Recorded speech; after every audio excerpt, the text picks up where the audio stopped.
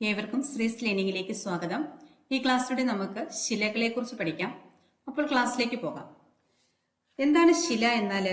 ഒരു ധാതുവിന്റെയോ ഒന്നിലധികം ധാതുക്കളുടെയോ ഖരരൂപത്തിലുള്ള സഞ്ചയത്തെ വിളിക്കുന്ന പേരാണ് ശില. അപ്പോൾ എന്താണ് ശില? ഒരു ധാതുവിന്റെയോ ഒന്നിലധികം ധാതുക്കളുടെയോ ഖരരൂപത്തിലുള്ള കൂട്ടത്തെയാണ് എന്ത് വിളിക്കുന്നത്? ശില എന്ന് വിളിക്കുന്നത്. ശിലകളെ പ്രധാനമായിട്ടും മൂന്നായിട്ടാണ് തരംതിരിച്ചിരിക്കുന്നത്. ഏതൊക്കെയാണ്? ആഗ്നേയശില അഥവാ ഇഗ്നിയസ് റോക്സ്, അവസാദശില അഥവാ സെഡിമെന്ററി റോക്സ്, കായാന്ത്രിക ശില അഥവാ മെറ്റമോർഫിക് റോക്സ്. അങ്ങനെ ശിലകളെ പ്രധാനമായിട്ടും മൂന്നായിട്ടാണ് തരംതിരിച്ചിരിക്കുന്നത്. ഏതൊക്കെയാണ്? ആഗ്നേയശില, അവസാദശില, കായാന്ത്രിക ശില. ഭൂവൽക്കത്തിന് പുറത്തെത്തുന്ന ശിലാദ്രവത്തെ വിളിക്കുന്ന പേരാണ് ലാവ. അപ്പോൾ ഭൂവൽക്കത്തിന് പുറത്തെത്തുന്ന ശിലാദ്രവത്തെ ഏതു പേരിലാണ് അറിയപ്പെടുന്നത്? ലാവ എന്നാണ് അറിയപ്പെടുന്നത്. ഇനി നമുക്ക് ആഗ്നേയശിലയെ കുറിച്ച് പഠിക്കാം. ആഗ്നേയശിലയെ മാതൃശില എന്നും പ്രാഥമിക ശില എന്നും അറിയപ്പെടുന്നു.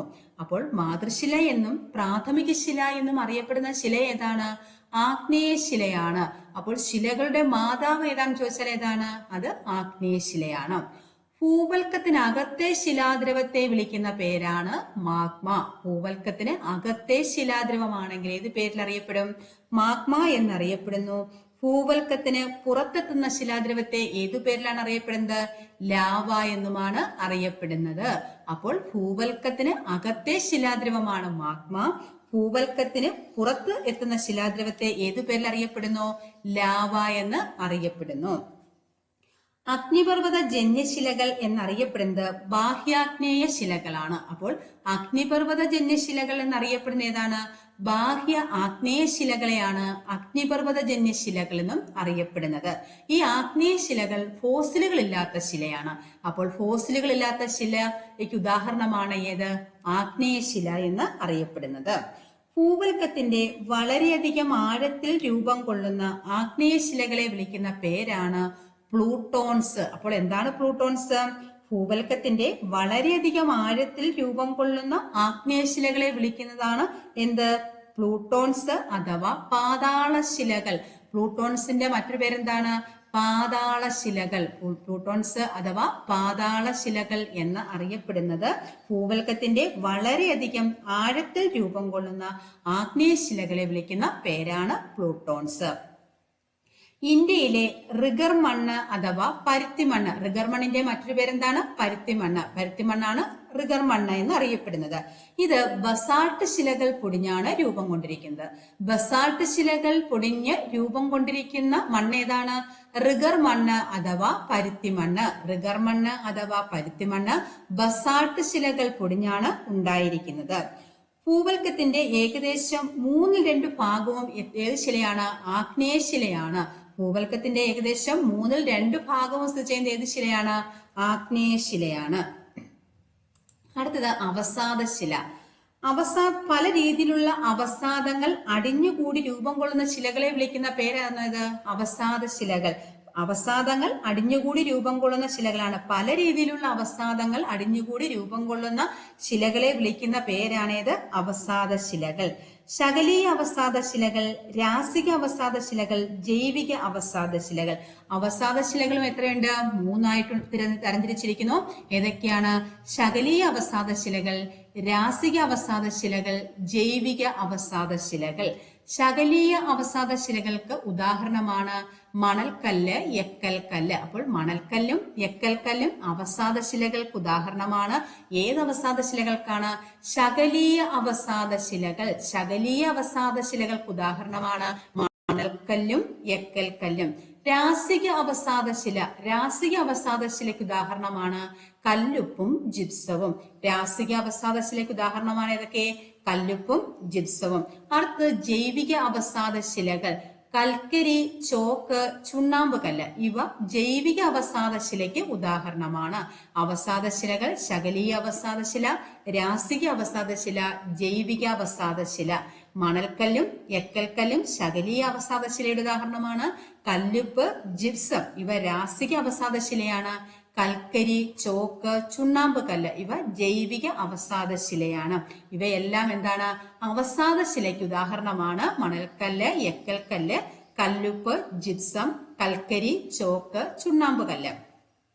അവസാദ ശിലയിലാണ് ഫോസിലുകൾ കാണപ്പെടുന്നത്. അപ്പോൾ ഫോസിലുകൾ കാണപ്പെടുന്ന ശില ഏതാണ്? അവസാദ ശിലയാണ് ഫോസിലുകൾ കാണപ്പെടുന്നത്. എന്നാൽ ഫോസിലുകൾ ഇല്ലാത്ത ശില ഏതായിരുന്നു? ആഗ്നേയ ശിലയാണ്. ആഗ്നേയ ശിലയിലാണ് എന്തില്ലാത്തത്? ഫോസിലുകൾ ഇല്ലാത്തത്. എന്നാൽ അവസാദ ശിലയിൽ എന്ത് കാണപ്പെടുന്നു? ഫോസിലുകൾ കാണപ്പെടുന്നു. ഭാരവും കാഠിന്യവും കുറവാണ് അവസാദ ശിലകൾക്ക്. ഭാരവും കാഠിന്യവും കുറഞ്ഞതാണ് അവസാദ ശിലകൾ. കാറ്റിന്റെ നിക്ഷേപ പ്രക്രിയ മൂലം രൂപം കൊള്ളുന്ന അവസാദ ശിലയെ വിളിക്കുന്ന പേരാണ് ലോയ്സ്. അപ്പോൾ എന്താണ് ലോയ്സ്? കാറ്റിന്റെ നിക്ഷേപ പ്രക്രിയ മൂലം രൂപം കൊള്ളുന്ന അവസാദ ശിലയെ വിളിക്കുന്ന പേരാണ് എന്ത്? ലോയ്സ്. അടുത്ത നമുക്ക് നോക്കാം കായാന്തരിക ശില. ശക്തമായ ചൂടിന്റെയോ മർദ്ദത്തിന്റെയോ ഫലമായി രൂപം കൊള്ളുന്ന ശിലകളാണേത്? കായാന്തരിക ശിലകൾ. ശക്തമായ ചൂടിന്റെയോ മർദ്ദത്തിന്റെയോ ഫലമായി രൂപം കൊള്ളുന്ന ശില ഏതാണ്? കായാന്തരിക ശിലയാണ്. ഒരിക്കൽ ആഗ്നേയശിലയോ അവസാദശിലയോ ആയിരുന്നവയാണ് പിന്നീട് കായാന്തരിക ശിലയായിട്ട് മാറുന്നത്. സമ്മർദ്ദ കായാന്തരീകരണത്തിന്റെ ഫലമായിട്ട് ഗ്രാനൈറ്റ് നൈസ് ആയിട്ട് മാറുന്നു. അപ്പോൾ സമ്മർദ്ദ കായാന്തരീകരണത്തിന്റെ ഫലമായിട്ട് ഗ്രാനൈറ്റ് എന്തായിട്ട് മാറുന്നു? നൈസ് ആയിട്ട് മാറുന്നു. ഷെയിൽ ഷിസ്റ്റ് ആയിട്ടും മാറുന്നു. മണൽക്കല്ല് ക്വാർട്സൈറ്റ് ആയിട്ടും മാറുന്നു. അപ്പോൾ സമ്മർദ്ദ കായാന്തരീകരണത്തിന്റെ ഫലമായിട്ട് ഗ്രാനൈറ്റ് എന്തായി മാറുന്നു? നൈസായി മാറുന്നു. ഷെയിൽ ഷിസ്റ്റ് ആയിട്ട് മാറുന്നു. മണൽക്കല്ല് ക്വാർട്സൈറ്റ് ആയിട്ടും മാറുന്നു. എന്നാൽ താപീയ കായാന്തരീകരണത്തിന്റെ ഫലമായിട്ട് ചുണ്ണാമ്പ് കല്ല് മാർബിൾ ആയിട്ട് മാറുന്നു. ചുണ്ണാമ്പ് കല്ല് എന്തായിട്ട് മാറുന്നു? മാർബിൾ ആയിട്ട് മാറുന്നു. ഷെയിൽ സ്ലേറ്റ് ആയിട്ടും മാറുന്നു. അപ്പോൾ താപീയ കായാന്തരീകരണത്തിന്റെ ഫലമായിട്ട് ചുണ്ണാമ്പ് കല്ലാണ് എന്തായിട്ട് മാറുന്നത്? മാർബിൾ ആയിട്ട് മാറുന്നത്. ഷെയിൽ എന്തായിട്ട് മാറുന്നു? സ്ലേറ്റ് ആയിട്ട് മാറുന്നു. എന്നാൽ സമ്മർദ്ദ കായാന്തരീകരണത്തിന്റെ ഫലമായിട്ട് ഷെയിൽ എന്തായിട്ട് മാറുന്നു? ഷിസ്റ്റ് ആയിട്ട് മാറുന്നു. ഗ്രാനൈറ്റ് എന്താവുന്നു? നൈസ് ആവുന്നു. മണൽക്കല്ല് ക്വാർട്സൈറ്റ് ആയിട്ടും മാറുന്നു. അടുത്ത നമുക്ക് നോക്കാം ആന്തര ആഗ്നേയ ശിലകൾ. ആന്തര ആഗ്നേയ ശിലകൾ ഭൂവൽക്കത്തിന് അകത്ത് രൂപം കൊള്ളുന്നതാണ് ആന്തര ആഗ്നേയ ശിലകൾ. ആന്തര ആഗ്നേയ ശിലകൾ എന്താണ്? ഭൂവൽക്കത്തിന് അകത്ത് രൂപം കൊള്ളുന്നതാണ് ആന്തര ആഗ്നേയ ശിലകൾ. അതിന് ഉദാഹരണം എന്തൊക്കെയാണ്? Granite, gabbro, diorite, batholith, dyke, sill. ഇതെല്ലാം എന്തിന് ഉദാഹരണമാണ്? ആന്തര ആഗ്നേയ ശിലകൾക്ക് ഉദാഹരണമാണ്. ഏതൊക്കെയാണ്? Granite, gabbro, diorite, batholith, dyke, sill. അടുത്ത ബാഹ്യ ആഗ്നേയ ശില. ബാഹ്യ ആഗ്നേയ ശില ഭൗമോപരിതലത്തിൽ വെച്ച് രൂപം കൊള്ളുന്നവയാണ്. ഭൗമോ ഉപരിതലത്തിൽ വെച്ച് രൂപം കൊള്ളുന്നവയാണ് ഏത്? ബാഹ്യ ആഗ്നേയ ശില. ഭൗമോപരിതലത്തിൽ വെച്ച് രൂപം കൊള്ളുന്നത് ബാഹ്യ ആഗ്നേയ ശിലയാണ്. എന്നാൽ ഭൂവൽക്കത്തിനകത്ത് വെച്ച് രൂപം കൊള്ളുന്നത് എന്താണ്? ആന്തര ആഗ്നേയ ശിലയാണ് ഭൂവൽക്കത്തിന് അകത്ത് വെച്ച് രൂപം കൊള്ളുന്നത്. ബാഹ്യ ആഗ്നേയ ശില ഭൗമോപരിതലത്തിന് ഉപരിതലത്തിൽ വെച്ചാണ് രൂപം കൊള്ളുന്നത് ബാഹ്യ ആഗ്നേയശില. ഉദാഹരണം ഏതൊക്കെയാണ്? Basalt, rhyolite, andesite. Andesite, rhyolite, basalt ഇതൊക്കെ എന്തിന് ഉദാഹരണമാണ്? ബാഹ്യ ആഗ്നേയശിലയ്ക്ക് ഉദാഹരണമാണ്. ആന്തരാഗ്നേയശിലയ്ക്ക് ഉദാഹരണമാണ് granite, gabbro, diorite, batholith, dyke, sill. ഇവ ഭൂവൽക്കത്തിനകത്താണ് രൂപം കൊള്ളുന്നത്. എന്നാൽ ബാഹ്യ ആഗ്നേയശിലകൾ രൂപം കൊള്ളുന്നത് ഭൗമോ ഉപരിതലത്തിൽ വെച്ചാണ്. ഇവയ്ക്ക് ഉദാഹരണമാണ് ബസാൾട്ട്, റയോലൈറ്റ്, ആൻഡസൈറ്റ്.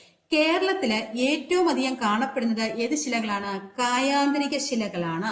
കേരളത്തിൽ ഏറ്റവും അധികം കാണപ്പെടുന്ന ശില ഏതാണ്? കായാന്തരിക ശിലയാണ്. അപ്പോൾ ശിലകളെ എത്ര ആയിട്ടാണ് തിരിച്ചിരിക്കുന്നത്? 3ആയിട്ടാണ്. ഏതൊക്കെ? ആഗ്നേയശില, അവസാദശില, കായാന്തരിക ശില. മറ്റൊരു ക്ലാസ്സുമായി വീണ്ടും കാണാം. താങ്ക്